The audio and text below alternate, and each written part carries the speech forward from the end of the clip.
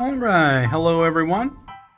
For a long time now, I've been wanting to make a wooden tie out of a living hinge. I've tried a couple different materials and the wood just wasn't durable enough. And so I'm gonna try this again. And it's just been this idea that I've kind of held on to for a few years now, maybe about 5 years. I would love to have a wooden necktie that functions. It's floppy. It's based on a wooden living hinge design. I will say this, I've made prototypes before. They worked really well, and they were floppy and flimsy even though they're made out of wood. But they ended up being just too flimsy and breaking here and there, just with normal wear and tear. And so I want to perfect that design and see if I can't build a living hinge tie. And the clincher of this is, this would be easy if I had something like a CNC machine or something like that, a laser, cut all these designs out, but I don't. So we're gonna try to do it with a few hand saws, a coping saw, things like that. And so let's see if we can do it. One of the first things I'm going to do differently this time is I'm going to use plywood. I heard that it makes more durable living hinges. We'll see.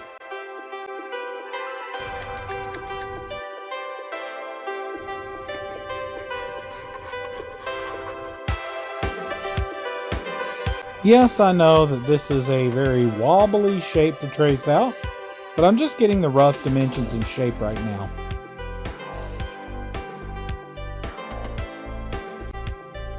Now that I have the basic shape down on the plywood, I'm going to go back and refine it and make it look nicer.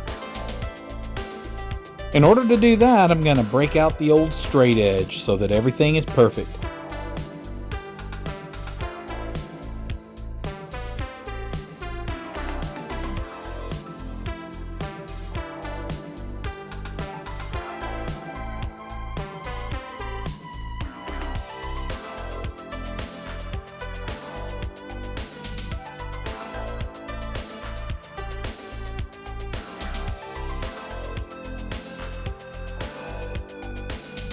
I'm using these little seeker lines to make sure that all of my planes and angles are the same size and that they all line up appropriately.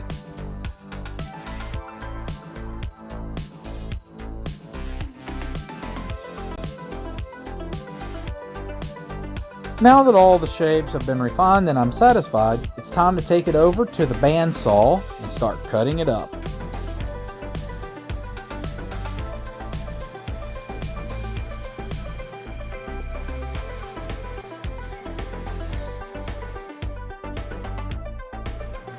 This can be a slow process. The reason being that if I pull back on whatever I'm cutting while the saw is running, the blade will jump off of its tracks, and then I'll have to take the saw apart and put it all back together again. So each time I want to pull the wood back, I have to turn the saw all the way off first. So if you're in one of my classes, you want to keep this in mind.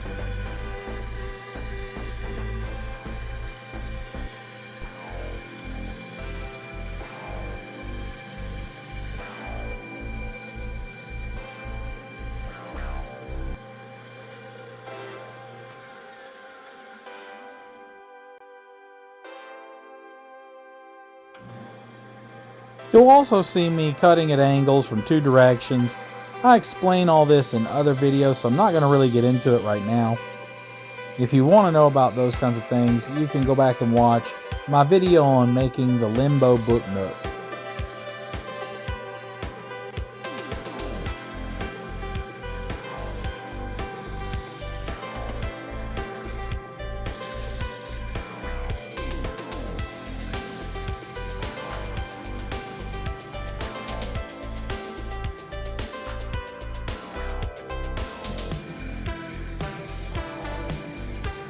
Now that I've got the shapes cut out, I'm going to take it over to the belt sander and put a beveled edge on it. I kind of want to mimic the edge that is on a real tie, but I want to make it a little more geometric since this is made out of wood. But first I've got to knock off all the burrs and make sure my cuts are straight.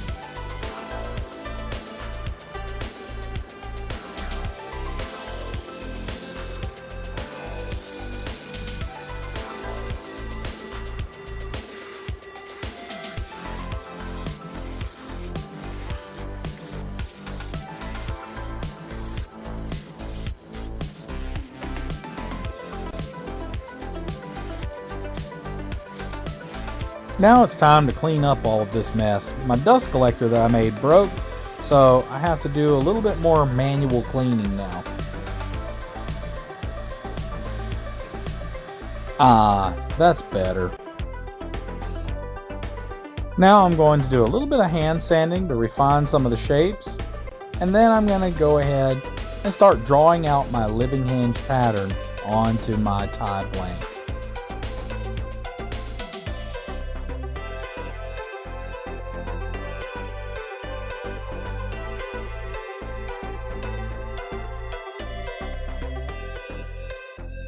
FYI, the way I'm measuring these is I'm using the pre-marked out measurements that are on my cutting mat.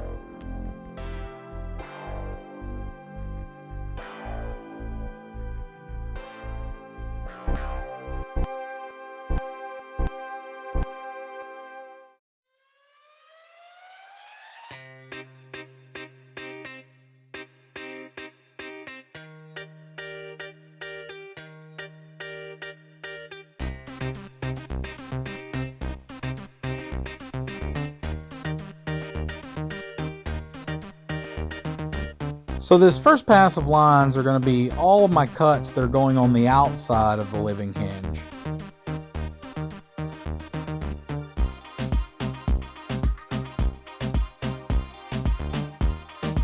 Now I'm just going to go back and make some marks for how deep I want these cuts to be as they go down the tie.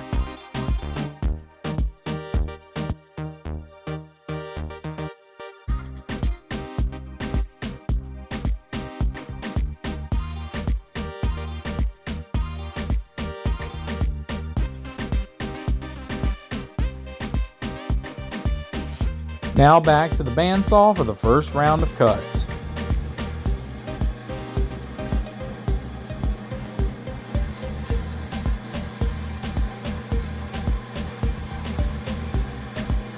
Once again, this is going to be a very slow and tedious process, but lucky for you, you can watch it on fast forward with lots of edits and cuts.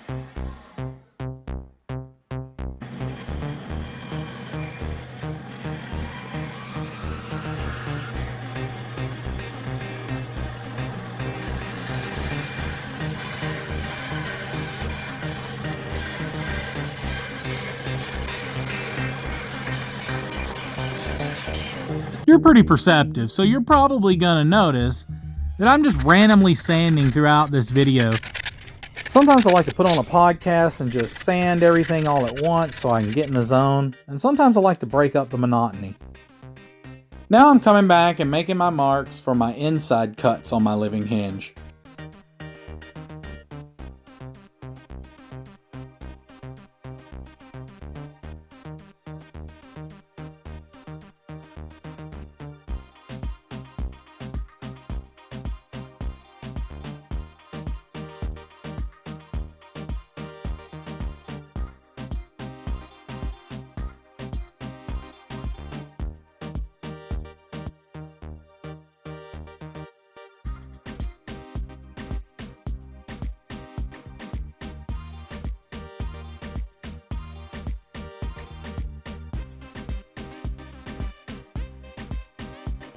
Last time I made lines as demarcations for the outside cuts. Now I want to make lines that act as boundaries for the inside cuts. For these inside cuts, I'm going to be using a rotary tool. Once I start the cut all the way through, I'm going to take a hacksaw blade and use that to make the rest of the cuts. At first I thought about taking a coping saw, but taking that blade apart and putting it back together over and over again was too tedious and time consuming. I found with a hacksaw blade it fits and the blade is rigid enough so that it actually works as an independent saw blade. So I did a little test here to confirm that the living hinge is working so far, and so far so good. Let's get a little more of the sanding out of the way.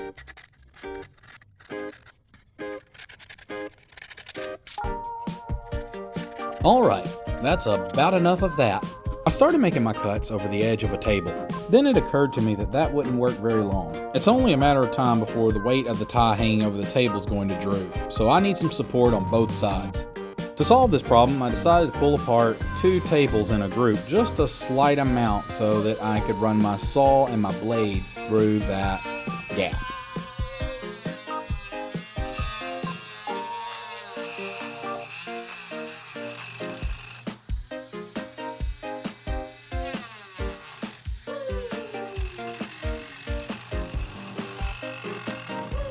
You might have noticed that I'm using an attachment on my rotary tool.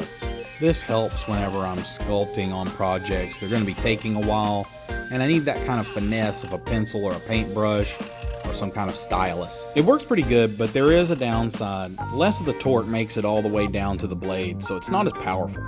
If I could have, I would have taken it off for this particular project where I need the power, but this attachment is thinner than the regular rotary tool, and I needed that extra clearance to make a straighter cut down through the tie. So if you ever notice in the video that the rotary tool is bogging down and having trouble, that's why. It's just a trade-off that I had to make.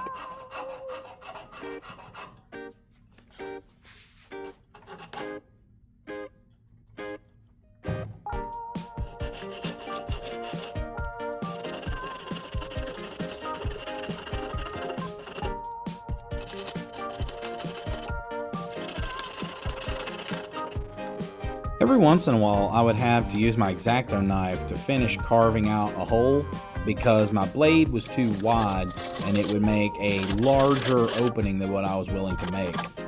Something else you might notice is that I'm deciding to saw past the little lines that I made as boundaries. I decided that the living hinge would work better that way and that the tie would still be durable enough, so I went ahead and cut past the line. It looks like my hand's just sitting here going into convulsions, but trust me, there's a knife in my hand. And this is one of those instances I was talking about earlier where I'm having to carve out that hole a little bit. Look at that. Works like a charm. Now if only my ability to catch visuals in the frame was that good. Oof. This is pretty well the effect I was going for, and I'm really satisfied with the way that the tie is turning out. Well, that was fun. Time for more sanding.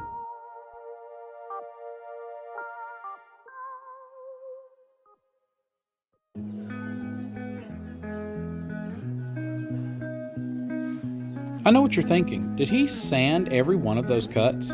Yes. Yes, I did. Some of it I really have to focus to make sure that I'm shaping the wood right.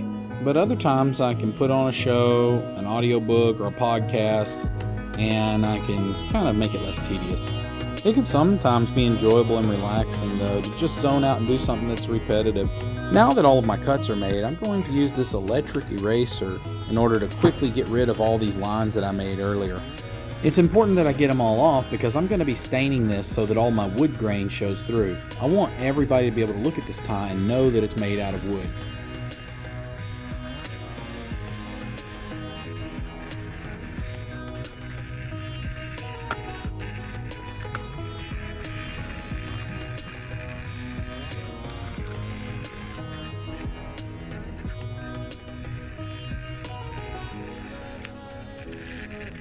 Whenever the eraser runs low, you just remove the tip and adjust the eraser inside of it. Sometimes the eraser loses its grip when you do this, and you have to stuff in a little piece of cardboard or something like that as a shim or a bushing.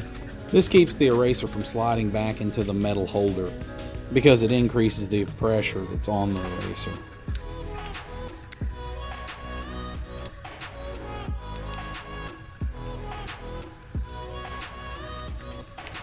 As you can see from this up-close footage, a lot of my cuts still need a lot of sanding. So we're going to work on that next.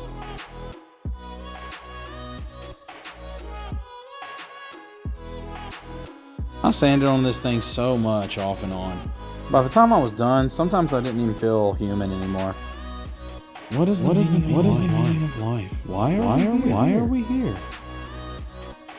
Now, I didn't show all of my sanding because that would be insanely boring, but just trust me. I sanded it, and now we're going to try and stain it. I've got some walnut stain here that I think might look good on it. We're going to try it out. So I started applying it, just trying to get some coverage on it, just trying to get the stain all over the wood. And then you'll see me switch here in a minute to rubbing it in with the wood grain. In my opinion, that makes it look so much better. And so that's what I did here. Unfortunately, after I got all this done, I realized that I didn't like how light the tie looked. So I'm gonna have to go back over it with a different kind of stain. Also, why am I not wearing gloves? What is wrong with me? Anyone who's ever used stain before will know how hard this is going to be to get off my hands later. Maybe I'll just go ahead and rub it all over my entire body, and I'll have that nice golden tan that I always wanted. My dad is Cajun, and my brother got his really dark complexion, and I got my mom's really pale German and Polish complexion. As I previously mentioned, I wanted this wood to look darker, so I went ahead and went back over the tie again with a dark walnut stain, and I think that looks much better. It looks much more like what I had envisioned in my head when I thought about making the tie in the first place.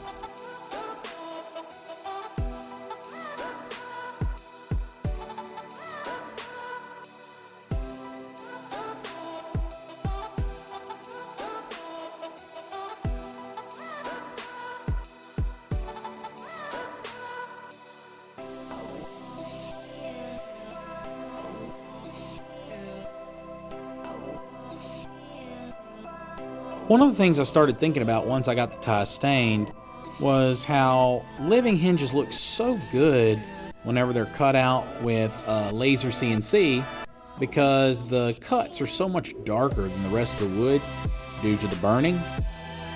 Well, I don't have a laser CNC.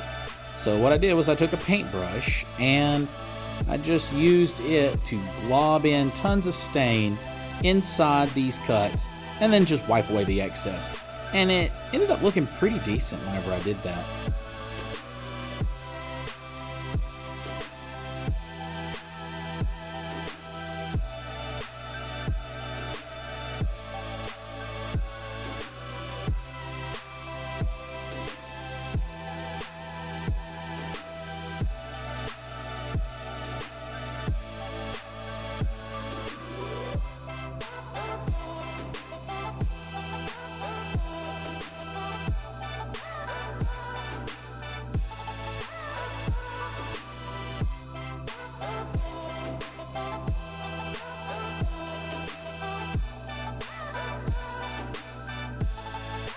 Still somehow barely getting things in the shot.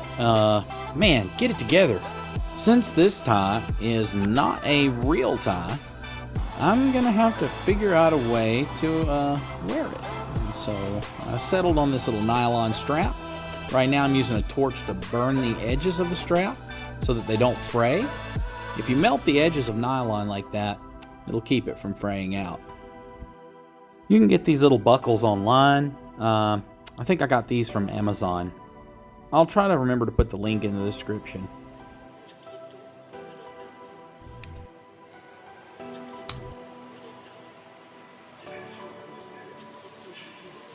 That works like a charm. Amazing. Now it's time to attach it to the tie.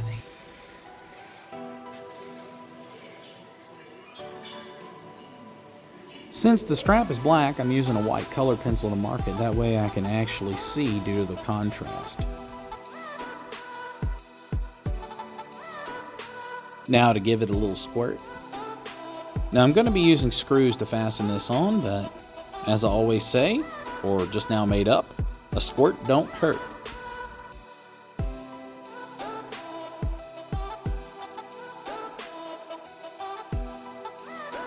Now we got to put some pressure on this. I find that pressure is what really makes wood glue effective. Oh look, I just so happen to have a roll of copper that fits perfectly on here.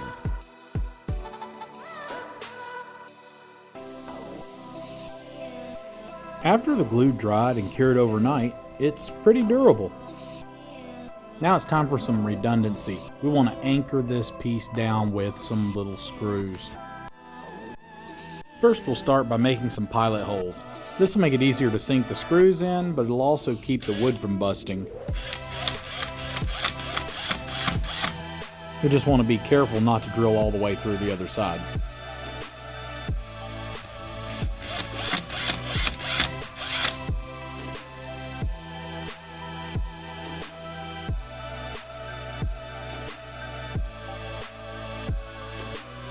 Now I want to start these screws by hand because we don't have much room for error.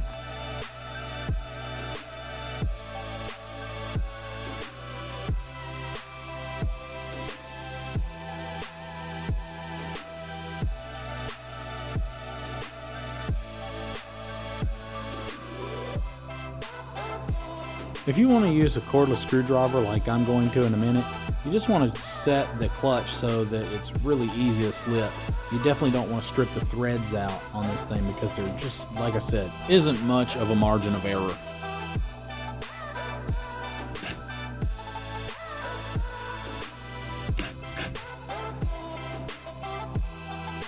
That little bit of redundancy there should make this quite durable. Whatever little cool factor you might have from having a wooden living hinge tie like this, you would lose it instantly if this thing just fell off while you were wearing it. Alright, that seems to function well and it seems durable and ready. Now we just gotta try it on. We're just gonna snap that buckle, and then I'm gonna go ahead and pull out the slack with the little adjustment here.